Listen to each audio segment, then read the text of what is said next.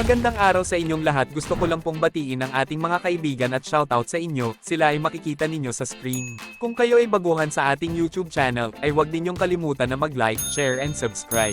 Bago kayo bumili ng Starlink Gen 2 at Gen 3, ay dapat alam ninyo ang kaibahan ng mga ito. Totoo nga ba ang mga chismes ngayon na mas mahirap mag-install ng Gen 3 Starlink? Pag-uusapan natin yan mamaya. Ano ang kaibahan ng dalawang ito? Ang Gen 3 ay unang modelo ng Starlink kaysa Gen 2. Kapag bibili kayo ng Starlink Gen 2 at isa kayong mga LAN users ay dapat bumili din kayo ng Ethernet adapter na pwede sa Starlink Gen 2. Kasi kung bibili kayo ng Starlink kit ay kulang ito kung LAN users ka. Pero kung wireless lang naman ang gagamitin ay kompleto na ito. Kung ang pag-activate naman ng ating pag-uusapan, madali lang din itong gawin dahil marami sa YouTube ang nagtuturo nito at meron din naman itong manual. Make sure na napanood ninyo ang mga nagtuturo nito sa YouTube bago kayo mag-setup para walang aberya ang mangyayari. Ano naman ang kagandahan ng Starlink Gen 3? Ang Starlink Gen 3 ay mas mahal kaysa Starlink Gen 2 pero kompleto na ito dahil hindi mo na kailangan bumili ng Ethernet adapter kasi naka-built-in na ito sa router ng Starlink. Ang mas maganda pa, mas mababa ang posibilidad na masisira ang Ethernet port kaysa Gen 2 Ethernet adapter.